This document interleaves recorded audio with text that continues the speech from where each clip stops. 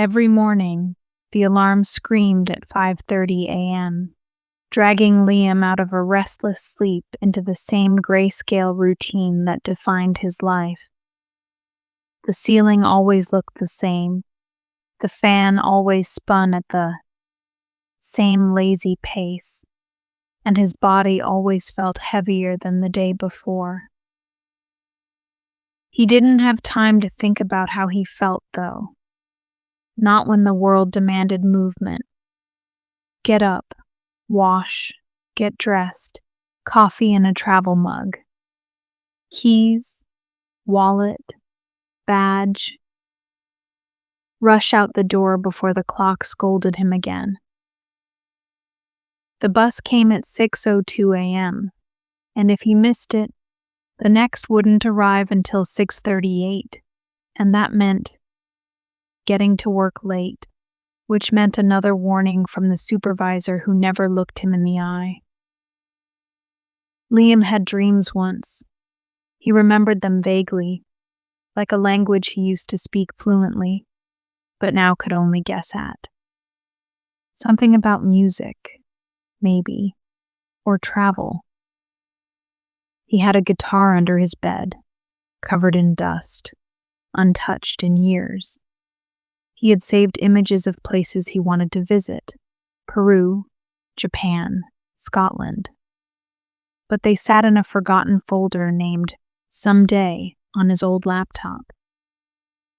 The world outside moved quickly, but Liam moved quicker, dodging pedestrians, sliding into the bus at the last second, squeezing between strangers without looking up. He always took the same spot, third row from the back by the window, but never looked out. His phone became the only window that mattered now. Emails, spreadsheets, reminders, to-do lists that grew faster than he could tick them off. Even during the ride, he was already behind. Time slipped like sand, and he was trying to carry it with broken fingers. At the office, the fluorescent lights blinked like judgmental eyes. His cubicle was a box inside a bigger box inside the biggest box of all. Life. Reports, calls, approvals, signatures, meetings that felt like swimming through wet cement. His manager, Carla, smiled through gritted teeth as she assigned more work with phrases like "quick favor" and "shouldn't take long," as if those tasks didn't collectively steal hours he didn't have. Lunch was never a meal. It was fuel, consumed at his desk while pretending not to notice the clock accelerating. He used to talk to people, joke around, even make friends. Now he only communicated in bullet points and apologetic nods. Once, during a rare breath of air in the stairwell, he saw a janitor quietly watering a plant and was struck by the way the man hummed to himself. It made Liam feel something. Envy, maybe, or confusion. How did this man still have time to hum? By 6:10 p.m., he was back on the bus, the sky outside already dimming. The city lights flickered on like artificial stars as he scrolled through social media feeds showing lives far more colorful than his. Friends getting married, traveling, launching startups, learning languages, writing books. Some of them had kids. Some had houses. Some had hobbies. What did Liam have? A half-finished novel from college, never opened since. A list of unread books on his shelf. A gym membership he hadn't used in 8 months. But he didn't have time. At least that's what he told himself, over and over, like a lullaby. He got home by 7:10 p.m., microwaved something that claimed to be chicken, and ate it in front of his laptop. Work emails didn't stop just because office hours ended. Half of his coworkers were in different time zones, so the inbox never slept. His eyes burned, but he read them anyway. At 8:30 p.m., he remembered his mother's missed call from 2 days ago and replied with a short text. "Sorry, busy. We'll call soon." He didn't. Not that night. Not the night after. Sometimes he would lie in bed and wonder what it would be like to just stop. Not stop living, just stop chasing. To sit in the park and read a book. To play his guitar without guilt. To go to the beach without checking his phone. But then he remembered rent and bills and expectations. He remembered the look on his father's face the day he said he wanted to be a writer. "That's not a real job," his father had said, adjusting his tie before leaving for a 12-hour shift. "You think the world's going to wait while you find yourself?" Liam didn't know what the world would do. He only knew what he was doing. Running. Every second felt like debt, and he was drowning in it. By 11:47 p.m., he was in bed, staring at his phone, reading an article titled 10 Habits of Ultra-Productive People. One tip said to wake up earlier, another said to meditate, another said to say no more often. He closed it. He couldn't say no. The world didn't allow it. Just before sleep pulled him under, he muttered, "Tomorrow I'll make time." He didn't believe it, but it helped him sleep. Just a little. The next morning, the alarm screamed again. The next morning began just like the others, except something was different, though Liam couldn't quite name it. The alarm still screamed at 5:30 a.m., and he still rose with the weight of invisible chains tugging at his limbs. But there was a sliver of defiance in his chest, a whisper that maybe he didn't have to do this. Maybe. But like all whispers, it was drowned out by the blaring voice of responsibility. The same routine unfolded again with military precision. Shower, clothes, bitter coffee, sprint to the bus. Yet, as he sat in his usual seat, he looked out the window for the first time in weeks. He saw a small boy walking with his father, laughing so hard he nearly tripped. The father caught him and lifted him into the air like he weighed nothing. Liam couldn't remember the last time he laughed like that. Maybe in college, maybe never. When he got to work, the world snapped back into its usual grayscale rhythm. Carla gave him a folder without looking up. "Need this by 3. "Thanks, Liam." He nodded, robotically, but something inside resisted. He opened the folder, stared at the pages, but his fingers didn't move. His inbox pinged. Another request. Then another. Every notification chipped away at his sanity like a sculptor shaping a man out of exhaustion. At 11:03 a.m., he stood up without thinking and walked out of the building. No one stopped him. No one noticed. He wasn't sure where he was going. only that he couldn't stay. He walked for blocks, dodging people in suits and earbuds and phones glued to faces. Finally, he stopped at a park he hadn't been to in years, sat on a bench, and watched squirrels chase each other across the grass. He checked the time. 11:19 a.m. That meant he had 21 minutes before guilt would drag him back.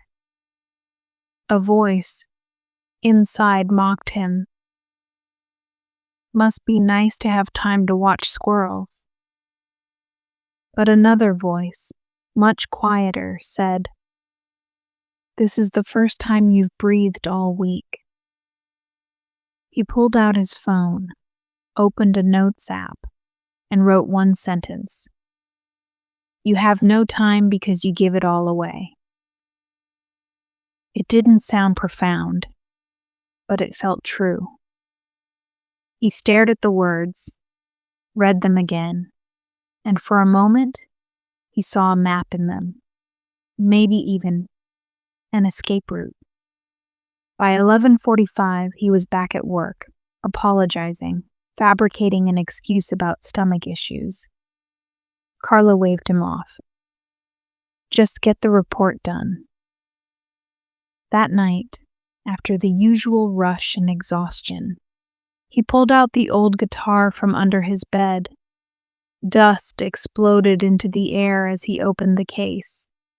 The strings were rusty, the fretboard sticky, but it was still a guitar. His fingers stumbled through chords he barely remembered. C, G, D, E minor. The notes sounded like they came from a dream. He played for 15 minutes, then 30, then an hour. For the first time in years, he forgot what time it was. The next morning he was tired, but not the same kind of tired. His body hurt, but his mind felt strangely lighter. At work, the chaos returned, but Liam began to see it like a video game. Levels, bosses, patterns. That week, he started making small changes. He said no to one after-hours email. He took his full lunch break and ate in the park. He called his mother and talked for 32 minutes about nothing. Important, but everything that mattered. He set a 15-minute alarm before bed to play guitar. And each night, he wrote something. Just a few sentences. Thoughts. Observations. Bits of stories. They weren't good, but they were his. One evening, during his guitar session, he started humming. Then words came, then melodies, and for the first time, he recorded something. A raw, shaky song about time slipping through fingers. He posted it anonymously on a music sharing platform and didn't expect much. But 2 days later, it had 100 listens. Then 300. Then a message. Your song made me cry. Thank you. Liam stared at the message for a long time. He felt something ignite inside him, like someone lit a candle in a cave. The next week, he took 2 hours off work using leftover PTO. In that window, he met with an old college friend who ran a small podcast. They talked, recorded, joked about how boring life had gotten. But after the episode aired, someone emailed the show asking if Liam could write a guest piece. It didn't pay much, but it paid in something better. Meaning. Liam's schedule didn't magically open up. He still worked, still rode the bus, still filed reports, and filled forms. But now, he carved time like a sculptor, chiseling out a hidden statue. 10 minutes here, half an hour there. And slowly, a new rhythm emerged. He wasn't running anymore. He was walking. He was choosing. Not always. Not perfectly. But intentionally. Still, the world pushed back. Carla noticed his resistance. "Your performance is slipping," she said during a check-in. "I need your full focus, Liam." He looked at her and nodded, but inside a battle was raging. Could he afford to keep giving everything to a life that gave nothing back? That night, he sat down and wrote the beginnings of a resignation letter. He didn't send it, but he saved it. Like a key in his pocket, waiting for the right lock. The draft resignation letter stayed untouched for days, sitting in the corner of Liam's desktop like a challenge he wasn't ready to accept. Every time he opened his laptop, it stared back at him, quiet but persistent. A reminder of the life he wanted versus the life he lived. At work, things grew tense. Carla became colder, more abrupt. His small acts of defiance, using full breaks, skipping late-night emails, showing up 2 minutes late, didn't go unnoticed.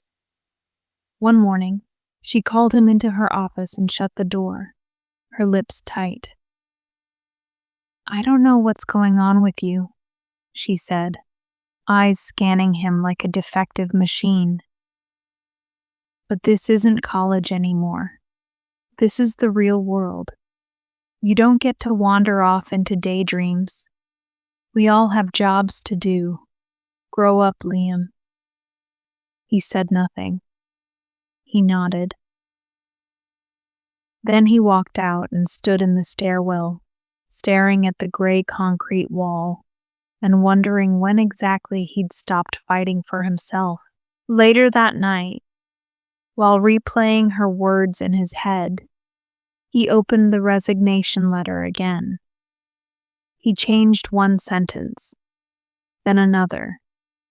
Then he closed it, heart racing, and forced himself to write a new song instead. This one angrier, louder. It wasn't pretty, but it was real. He uploaded it again, anonymously, and this time, he received not just comments, but a private message from a small indie producer. "Are you the guy behind No Time Left? If so, I'd like to talk. There's something raw in your voice. Let me know." Liam blinked at the message, reread it 10 times, then slammed the laptop shut. His heart was pounding. He didn't reply. Not yet. It scared him.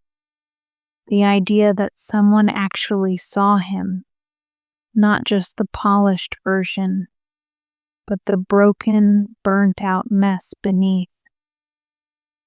Over the next few days, he found himself stuck between two realities. One foot in the rigid, suffocating structure of his job, the other in the uncertain, thrilling world of creative possibility. On the outside, nothing changed. On the inside, everything was shifting. That weekend, he took his guitar to the park for the first time.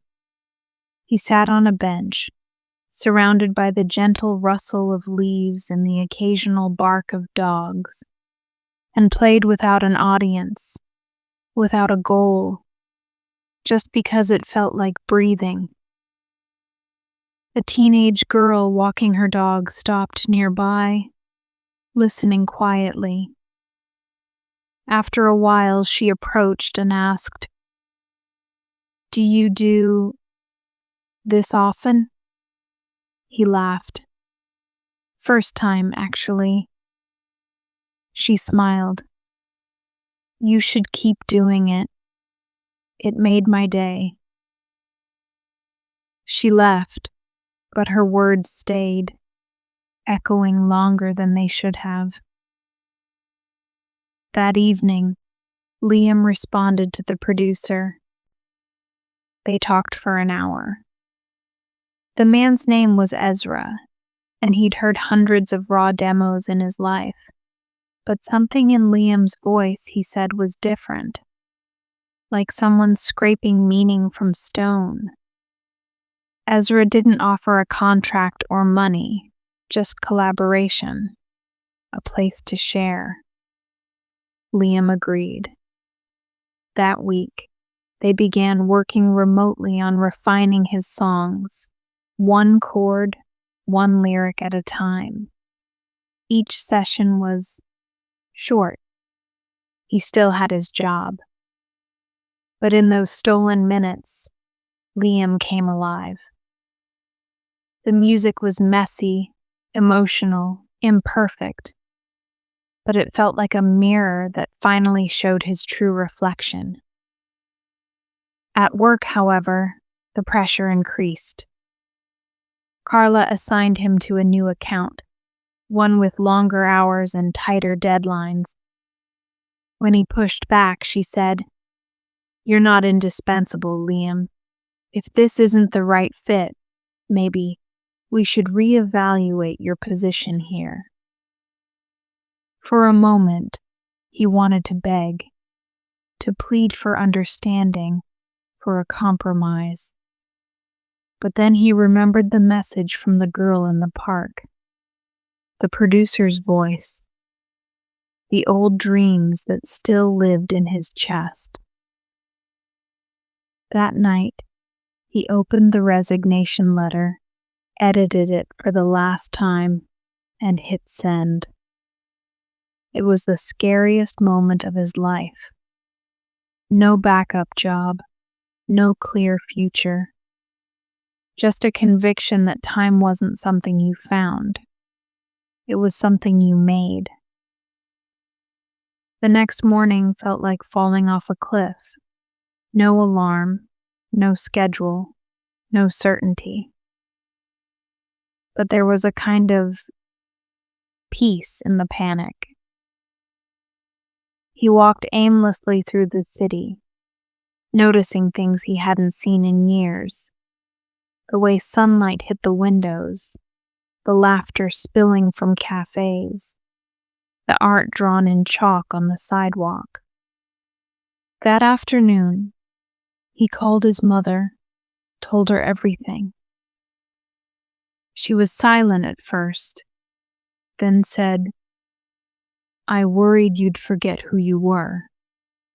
I'm glad you didn't." Over the next weeks, Liam devoted himself to music. He wrote daily, collaborated with Ezra, joined a local open mic night, started uploading regularly under the name No Time Boy, a quiet rebellion against the life that once consumed him. His audience was small but growing. One video got shared by a larger account, then another. Then someone messaged asking if he taught guitar. He said no at first. Then he said maybe. Then he said yes. Soon, he was teaching 3 students online, enough to pay half the rent. Ezra introduced him to a sound engineer, and together they worked on a 5-song EP. It wasn't polished, but it had heart. When it released, Liam expected silence. Instead, he got 2,000 streams in the first week, then 5,000. Then a blog featured it under Voices to Watch. One comment read, "Your songs sound like how I feel at 2 a.m." Liam cried reading that, not because he was sad, but because he was finally seen. The fear didn't go away. Bills still came. Doubt still whispered. But now, when Liam looked at the clock, he didn't feel like time was a thief. It was a tool, a canvas, a rhythm, something he could shape. And in shaping it, he was shaping himself. Every day didn't look like a victory. Some days he still missed the security of the old routine. Some nights he lay awake, wondering if he'd made a huge mistake. But then he'd pick up the guitar, strum a few chords, and remember who he was becoming. A man who didn't just exist inside other people's demands, but who carved his own name into the passing hours. Seasons passed, and Liam no longer counted them by deadlines or meetings, but by the songs he wrote and the students he taught. His EP crossed 10,000 streams. He was invited to perform at a local indie showcase. And though he stood on stage with trembling hands and a racing heart, when the lights hit his face and the first chord vibrated into the mic, all the noise inside him fell silent. The audience wasn't massive, but every person there was present, listening. When he sang "You Have No Time," the entire room went still, as if everyone was holding their breath with him. After the show, a middle-aged man approached him, eyes misty, and said, "That song. I left my job last year. I thought I was crazy, but hearing you, I think maybe I was just waking up." Liam smiled and nodded. They didn't need to say more. He began getting more offers, not major labels or fame, but collaboration invites, podcast, features, even a small grant to teach songwriting in underfunded schools. It wasn't riches, but it was a life, a real one. He learned how to budget, how to plan better, how to keep discipline and creativity. But unlike before, this discipline fed him. It didn't drain him. His days were still full, sometimes hectic, but he no longer said, "I don't have time," because now he chose where his hours went. Every decision was a fingerprint. One morning, nearly a year after quitting, he got a call from Carla. She'd seen his music somewhere online. She didn't say much, just a strained congratulations, followed by a question. "Do you ever regret leaving?" Liam thought for a moment, then said, "Only that I waited so long." They exchanged polite words and hung up. He stared at the phone for a while, then went back to editing a student's track. That night, he walked to the same park bench he'd once played guitar on. The bench was worn now, but still steady. A little boy nearby was laughing as his father pushed him on the swings, just like the one Liam had seen so long ago. The city buzzed around them, but in that moment, everything felt still. Liam sat down, pulled out his guitar, and played. Not for fame, not for streams, but because the song inside needed to be heard.